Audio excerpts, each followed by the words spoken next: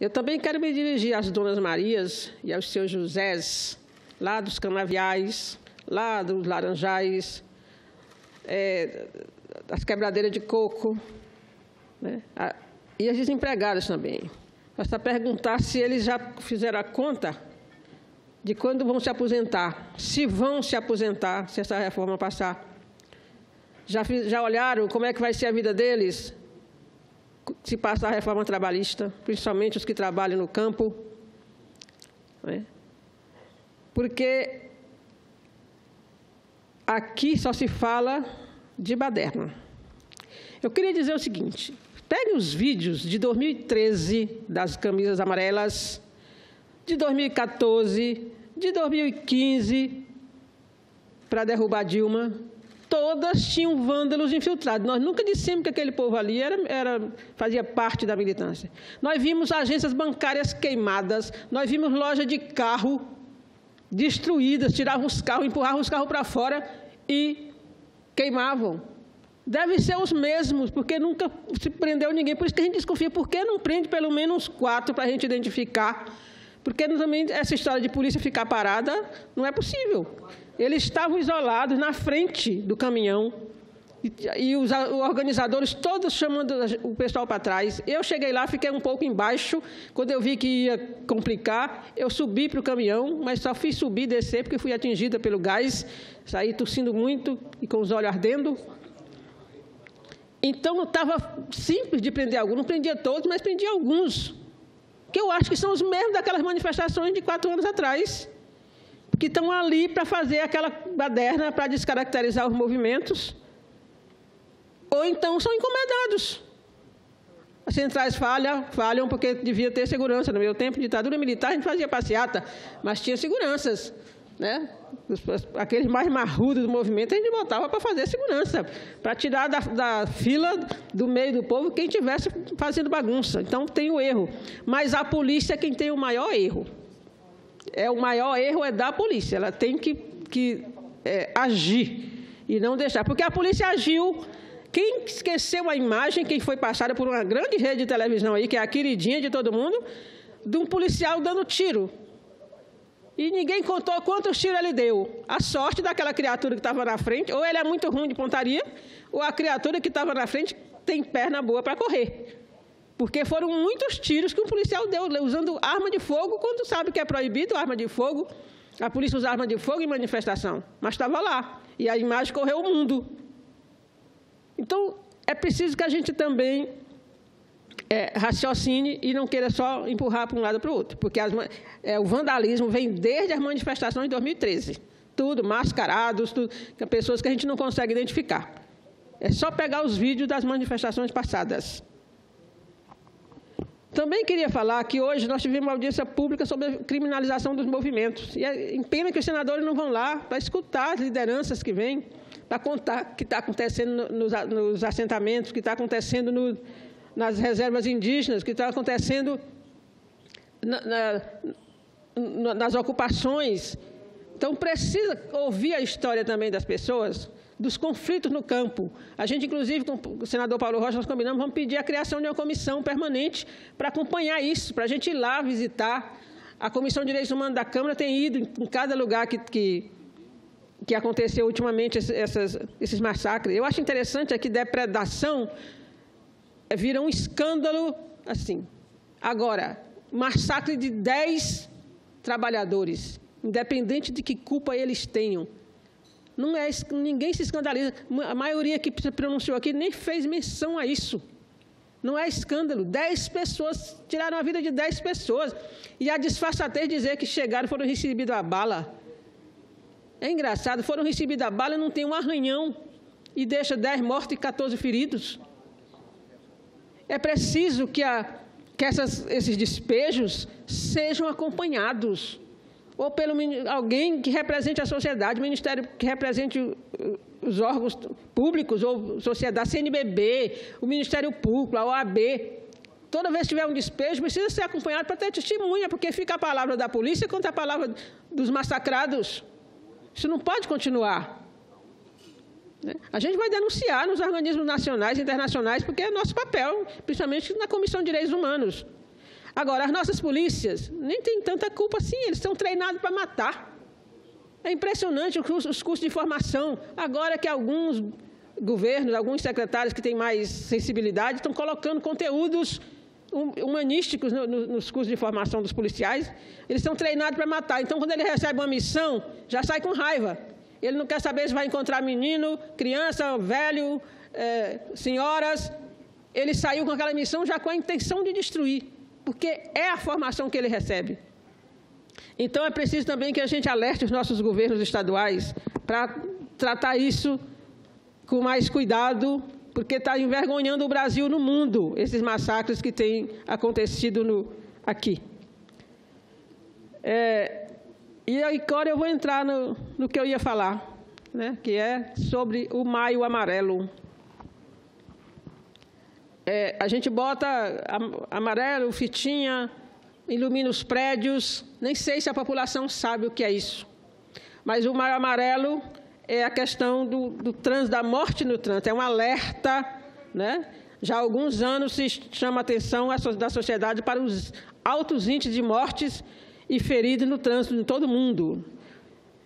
Então, durante o mês, algumas coisas aconteceram, algumas palestras, mas ainda é muito pouco, porque teria que ser iniciativa governamental, prefeituras, governo de Estado, fazer ações concretas que levem à pacificação e à diminuição da violência no trânsito. A gente tem vários meses, aí, Outubro Rosa, Novembro Azul, os 16 dias de ativismo pelo fim da violência contra as mulheres e muitos outros, contra o suicídio. Mas é preciso que não seja só o mês dedicado, só a fitinha, é preciso ter mais ações. Os dados do trânsito são alarmantes, né? Muita gente, principalmente as motos. E essa é uma campanha da ONU, então o mundo inteiro está preocupado com os acidentes de trânsito. Ela definiu que de 2011 a 2020 é a década das ações para a segurança no trânsito. E nós já estamos em 2017 e as mortes aumentam. Em 2009, cerca de 1.300.000 pessoas morreram por acidente de trânsito em 178 países. Aproximadamente 50 milhões de pessoas sobreviveram com sequelas. Hoje, 7 anos depois, ainda são 5.000 vidas perdidas por dia nas estradas e ruas. Os acidentes de trânsito são os primeiros responsáveis por mortes na faixa de 15 a 29 anos, a segunda faixa de 5 a 14 anos e o terceiro de 30 a 44 anos. A nossa juventude está sendo exterminada, é uma guerra. No meu estado, então, eu acho que deve ser um dos primeiros no país. E o Brasil está entre os primeiros no mundo sobre a morte de trânsito e é preciso se fazer alguma coisa, não só legislar, porque até tem legislação, né? A despesa, o custo estimado, representa um custo de 518 bilhões de dólares por ano, um percentual de 1 a 3% do PIB de cada país pesquisado. Se não melhorarmos esses indicadores, a Organização Mundial de Saúde estima que 1,9 milhão de pessoas devem morrer no trânsito em 2020, passando para a quinta maior causa de mortalidade. E 2,4 milhões em 2030 é a projeção.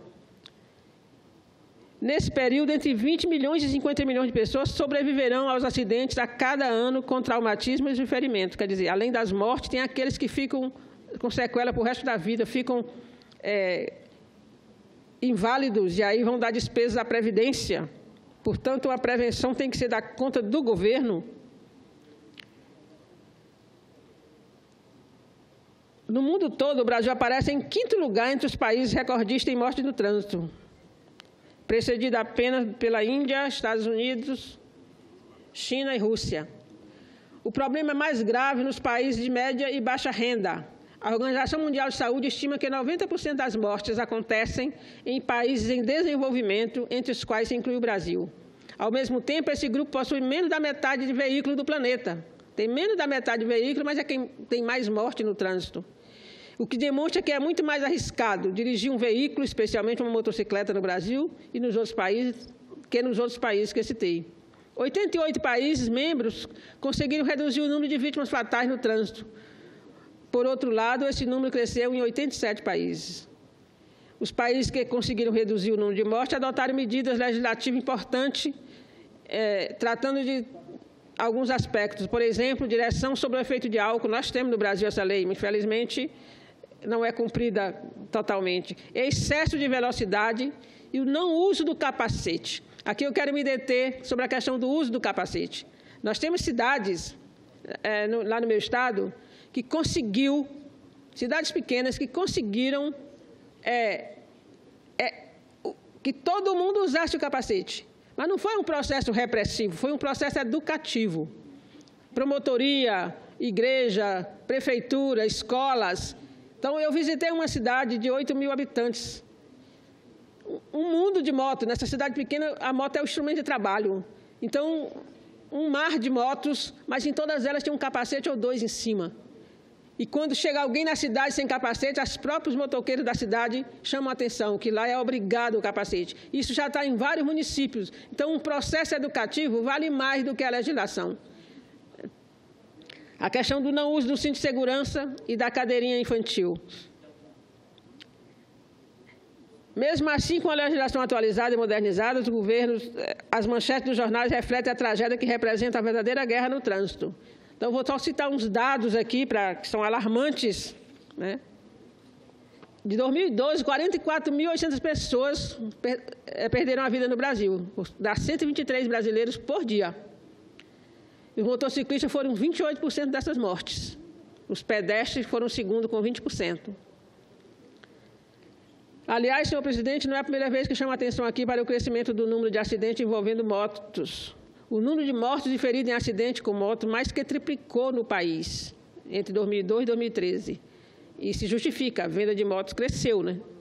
O pessoal teve um melhor poder aquisitivo e comprou moto. Ninguém pode condenar por isso, de melhorar de vida. Agora tem que educar para usar a moto. Então, de 43.075 mortes no trânsito em 2013, 12.040 foram motociclistas. É impressionante isso. Quase a totalidade, só de motociclistas. Ou então do passageiro da moto. Mais de 3 vezes em 2002, que foram só 3.773 mortes. Já o número de feridos em acidente com moto quadruplicou no período. Passou de 21.692 para 88.682. E olha que só foram considerados feridos apenas aquelas pessoas que necessitaram de internação por 24 horas. Tem aquelas pessoas que nem vão, sofrem um ferimento, faz um curativo em casa e nem chega aí aos hospitais. Ou então vai no hospital do bairro, nem é computado como acidente. Nós temos um hospital em Teresina, que é o Hospital de Urgência, o HUT, que nos diz que em 2014 foram atendidos 12.500 acidentes de motociclistas, enquanto que os atendimentos à vítima de acidente de carro foram só 1.400. Então, é uma guerra no trânsito que a gente precisa se preocupar. A gente tem temas mais importantes, eu não sei se são mais importantes do que a vida humana. Alguma coisa tem que ser feita para que esses dados melhorem no Brasil. E é com a educação, não é só com legislação, porque a gente tem leis só com a repressão, porque você chega lá, toma a moto do cidadão, é o instrumento de trabalho dele. E aí ele fica sem poder trabalhar. Ele precisa ser educado, né? Ter conversa com eles para que eles usem a moto corretamente. Então, o Maio Amarelo é uma importante iniciativa, porque soma-se as campanhas de educação no trânsito. Mas também é preciso investir em sinalização de vias, na fiscalização, especialmente quanto ao uso do capacete pelos condutores e caronas das motocicletas. Então, era isso que eu queria chamar a atenção, senhor presidente, porque todo mundo está vendo aí os prédios iluminados de amarelo, mas muita gente sequer sabe o que significa essa iluminação amarela, inclusive aqui nos nossos prédios do Senado e dos ministérios. Então, era isso que eu tinha a dizer. Muito obrigada.